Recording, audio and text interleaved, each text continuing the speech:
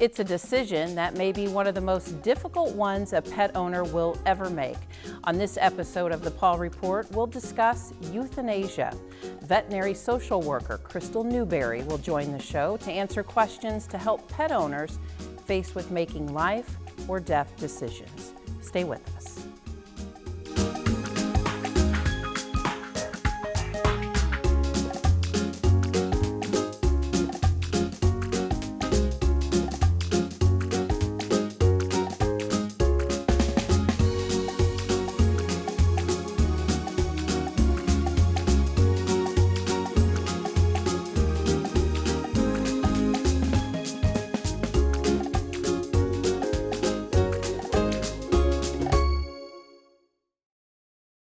It's almost impossible to imagine life without internet today. It keeps us connected to work, school, and loved ones, no matter where they are. Fidium Fiber Internet now serves over 1 million locations, providing reliable, consistent service that keeps these connections strong.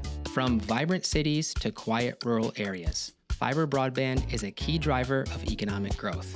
Fidium is dedicated to supporting communities and enhancing lives through this essential technology. Learn more at fidiumfiber.com.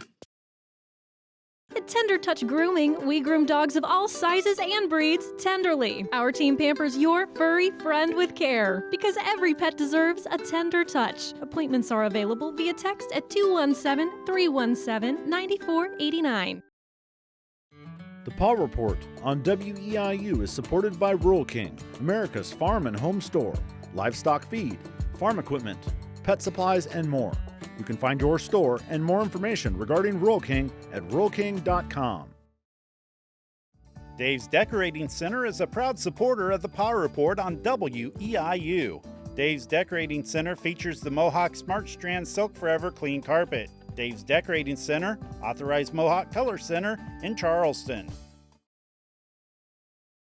Thanks for joining us for this episode of the Paw Report. I'm your host, Kelly Goodwin, and today we're talking about a relatively difficult subject for all pet owners, frankly, and that is euthanasia. And joining us on this episode of the Paw Report, we have special guest Krystal Newberry. She comes to us all the way from the University of Illinois.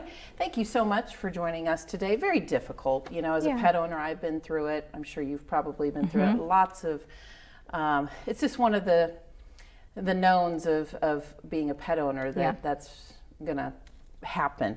But you're a new guest to the Paw Report. Before we dive into that subject matter, you're a veterinary social worker. So tell us about your journey to that profession. Sure. So I actually started as a veterinary technician. So I worked at the U of I in the small animal ER for 6 years. And then working alongside those families, seeing, unfortunately, a lot of death, how that impacts the family, brought me back to school for my social work degree. So I have my master's in social work now, and then stayed on at the U of I at the Veterinary Teaching Hospital to be able to be their veterinary social worker. What exactly, I guess for those that may not be familiar with the profession, as I wasn't, I didn't realize that there was such a thing. What exactly is a veterinary social worker? Sure. So it is somewhat new in, the country, but a lot of larger hospitals will have one. So ideally what we do is we act as sort of like a hospital social worker. So if you were at the hospital, for example, then you might have a social worker come in, make sure you are okay, make sure your family understands what is happening, what's going on, what options might be, and then also talk about resources. So a lot of times I do work a lot more closely with the emergency room because of the uncertainties of what might happen. But I will follow up with the families, maybe help with difficult decision making, maybe talk about quality of life, end of life care, maybe hospice, and then even financial resources, see what I can do to help with that. I would think, just in the short time that we've met each other, that you would have to be, it would take a special person to be able to deal with heartache day in and day out, because that's really what you're, when you're around these families, they're emotional. It's a very hard time for them. How do you prepare yourself for something like that? Is it, I don't know. I mean, maybe you just learned this in your trade and your education. Yeah. Honestly, I know it comes with the job.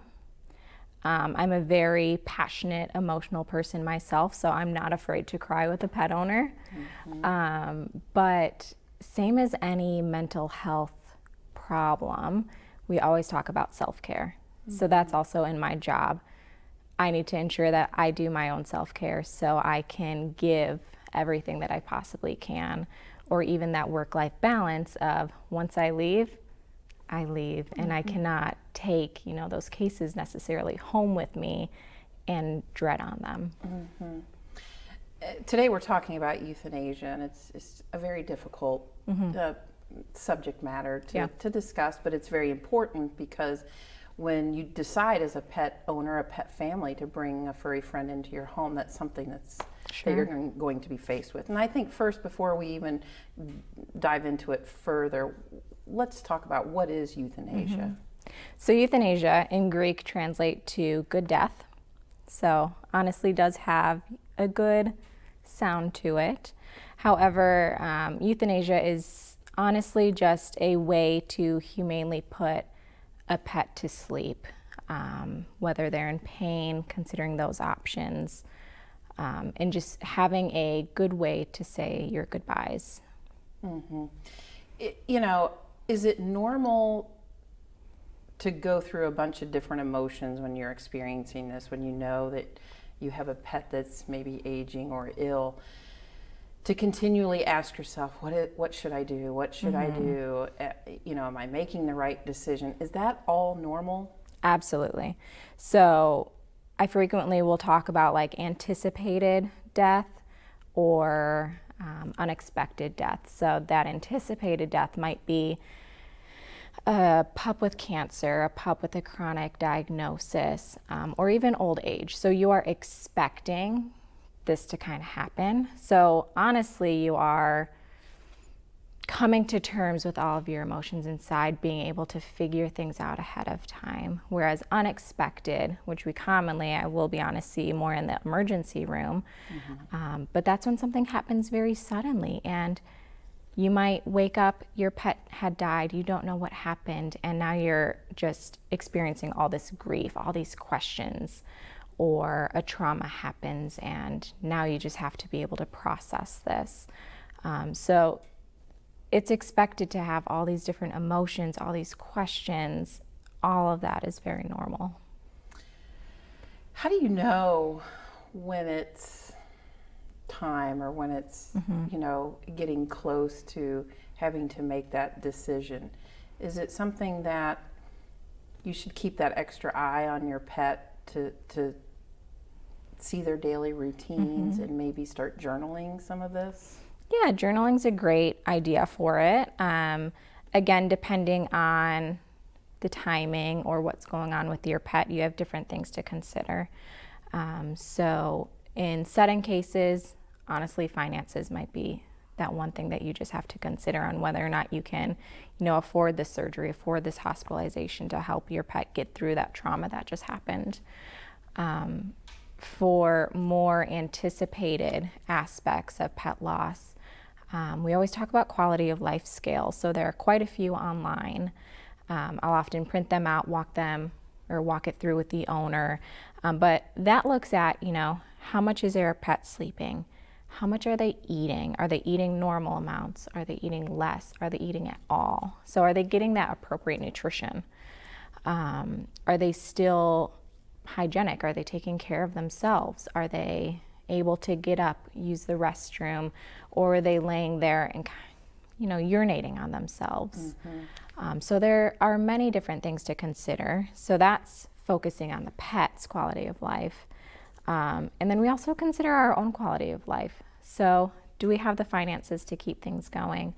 Do we have the emotional capacity to keep giving this to our pet? Because when you are caring for either a family member or a pet, that's a lot on you. So can you still give that? And it's not selfish if you can't.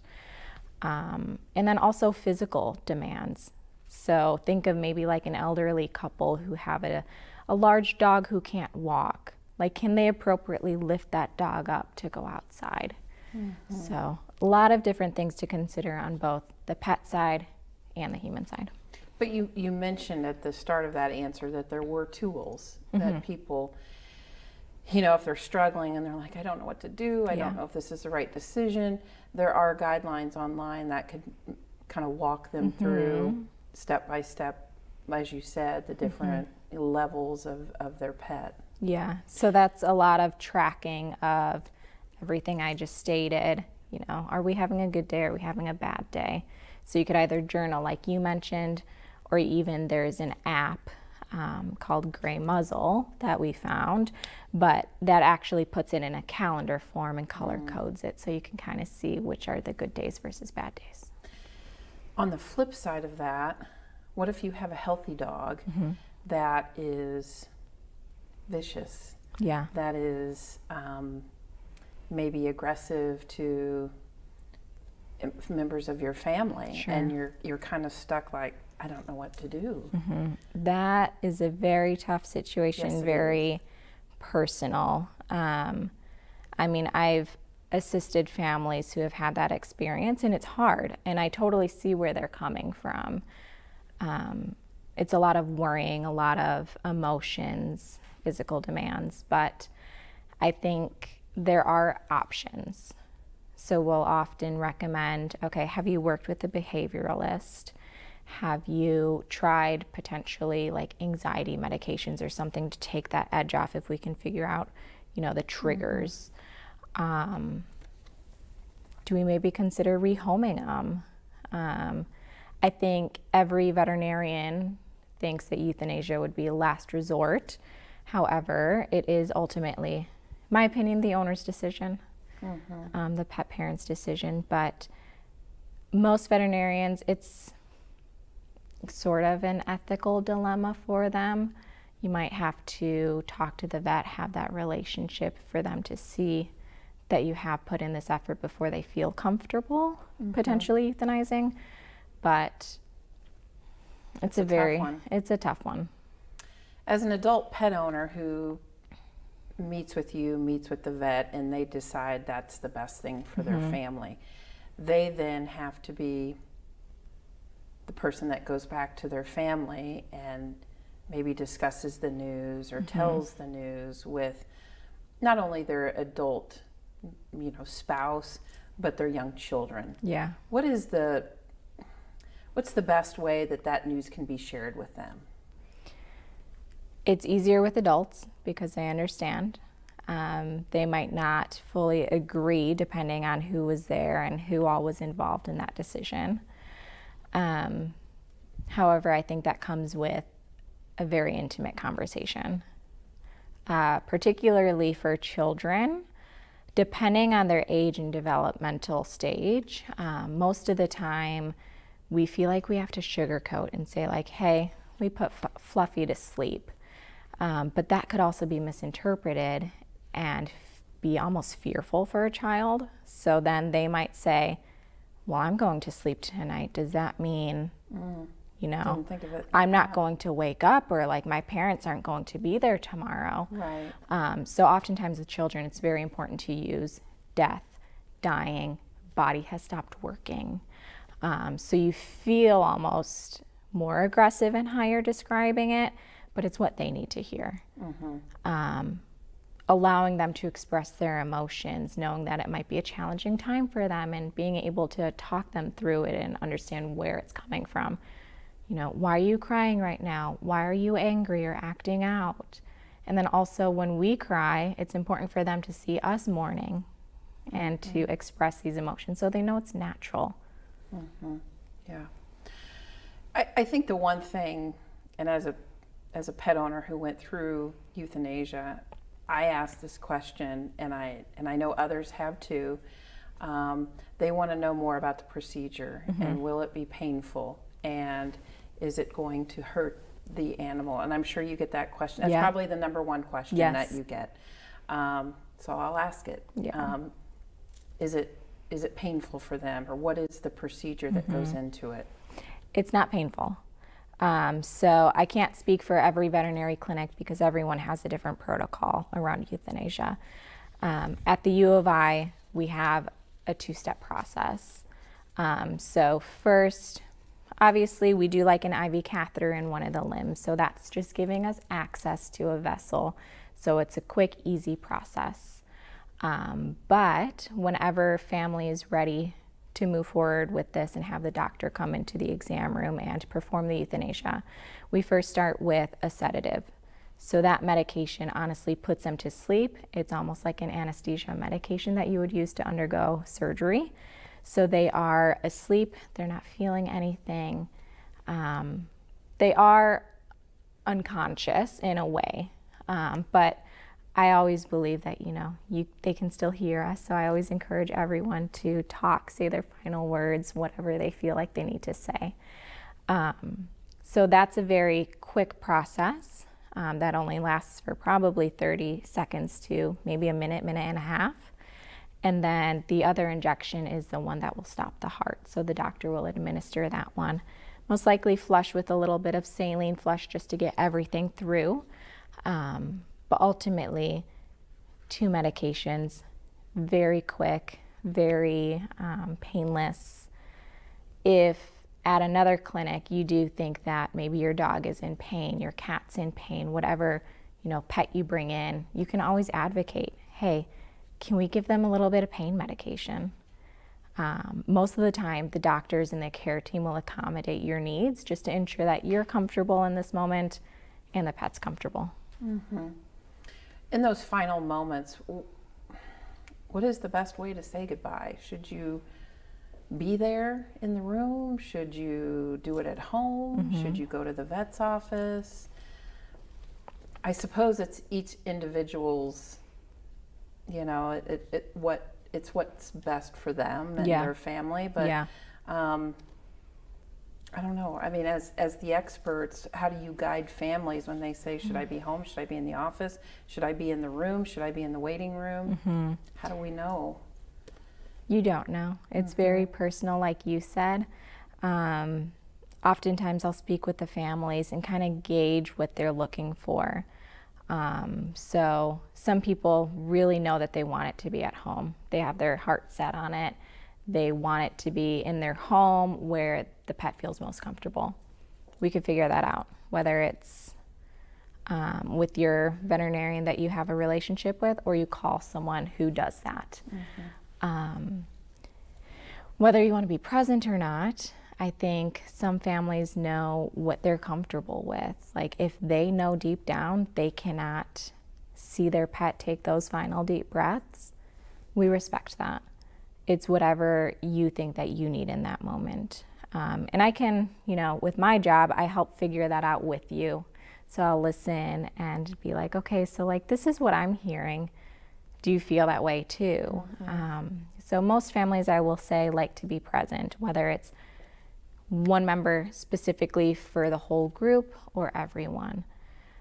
Parents oftentimes will judge it based on whether they feel like their kids can handle it.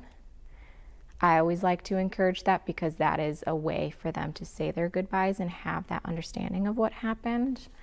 But again, comes down to the parent's decision for that. But either way, if a family can't be present, we always tell them, like, there's a whole team of medical professionals who are going to love on your pet, maybe give them the last few snacks or cuddles, and there's always going to be someone around the pet. What can I expect as far as the grieving process is concerned? Myself, it's like losing a human family member, it's devastating. But the grieving can be different for everybody. Yeah. But what can we expect, as far as moving forward, without our best friend? Yes. So most people expect grief as, the 5 stages of grief, where we're angry, we're in denial, we're bargaining, we're depressed, and then here comes the resolution of acceptance. It doesn't work that way. A lot of mental health professionals now are, explaining it as a nonlinear process. You know, think of like a scatter chart. Your emotions go everywhere. You might feel one thing one day and another thing one day. But a lot of times you're going to be sad. You're going to have things that are unexpected. So you might walk into a room and think that like corner of your eye, you saw Fluffy. And then that's going to trigger something in you. I think the one thing, and I know I keep going back to myself, it's not about me, but I'm just using my personal experience. With my pet, and to this day I think about it, before I made the decision, it was almost like they got another burst of energy and another burst of being youthful again. And then I like backtracked. I'm like, I don't know if I should be doing this.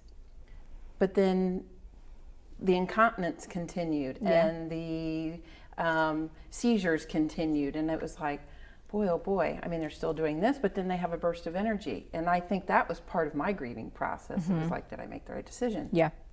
Normal? Very normal. Oftentimes we'll see them get that burst of energy in their last moments, or maybe it's us visualizing it and wanting to make it a thing.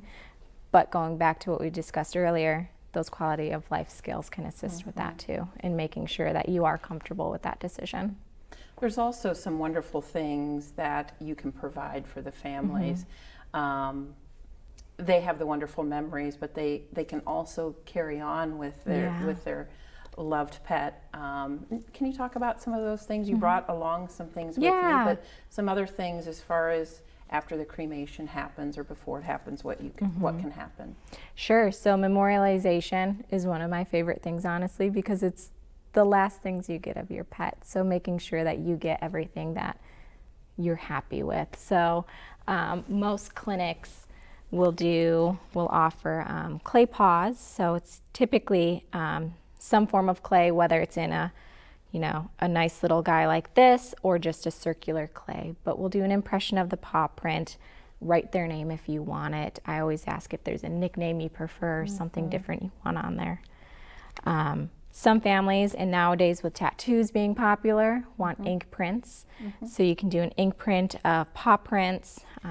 We've made some of nose prints as well. It's very, very personalized. And then we'll also offer, hair clippings. Works better for those with longer fur, but the family understands it. And then I love asking, where do you touch the most? What's your favorite part of the pet? So I had one family say, can we get a tuft of her fur from the chest kind of over where the heart is? Oh. So making sure that it is accommodating the owner. Yeah. There's a lot of grief that we talked about as far as the families that are involved, the children, the adult pet owners in the family. But there's grief that goes with the vets too. They have to deal with this a lot, and I would think that that's very emotional for you and for them. How do you handle? You said early on, when you leave, you go home, and I get that. I think we all try to do that. But I think in your heart, there's always those families with those stories. There's always stories, always something about that pet that you hang on to as well as a veterinary professional. That's also where I can come in too, is so I'm not just here for the pet parents, I'm also here for the staff members. So if they need to discuss, debrief, talk their emotions through, I'll try to help them, afterwards. But it is hard on the veterinarians. They don't want to euthanize pets on their shift, but they also went into the field knowing that this is something that they can provide that is painless and is also helping the pet in the long run. So deep down, they do understand that. But of course, just like the families, they hold on to it. They also grieve it in their own ways. In our last minute, let's leave with an uplifting moment. And that is people like you are available. And families should know that there's veterinary social workers out there.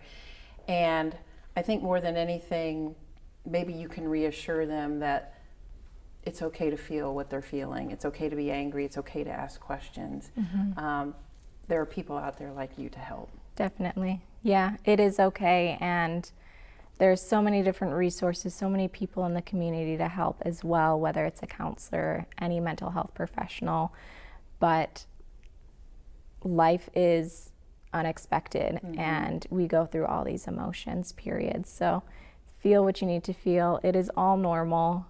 It is expected. Honestly, you should feel those emotions to be able to move forward in whatever recovery process you're doing. So, Krystal Newberry, thank you so much. Thank a very you. hard and sensitive topic to talk about, but one that needs to be addressed. And it was a wonderful discussion today. And I know that people out there watching may get some comfort from the information that you provided. So thank you for joining us. Yes, thank you. And thank you, our viewers of the Paw Report, for joining us. Until next time, we'll see you then. Dave's Decorating Center is a proud supporter of the Paw Report on WEIU. Dave's Decorating Center features the Mohawk Smart Strand Silk Forever Clean Carpet. Dave's Decorating Center, authorized Mohawk Color Center in Charleston. The Paw Report on WEIU is supported by Rural King, America's farm and home store, livestock feed, farm equipment, pet supplies, and more. You can find your store and more information regarding Rural King at ruralking.com. At Tender Touch Grooming, we groom dogs of all sizes and breeds tenderly. Our team pampers your furry friend with care because every pet deserves a tender touch. Appointments are available via text at 217-317-9489. It's almost impossible to imagine life without internet today. It keeps us connected to work, school, and loved ones, no matter where they are. Fidium Fiber Internet now serves over 1 million locations, providing reliable, consistent service that keeps these connections strong. From vibrant cities to quiet rural areas, fiber broadband is a key driver of economic growth. Fidium is dedicated to supporting communities and enhancing lives through this essential technology. Learn more at fidiumfiber.com.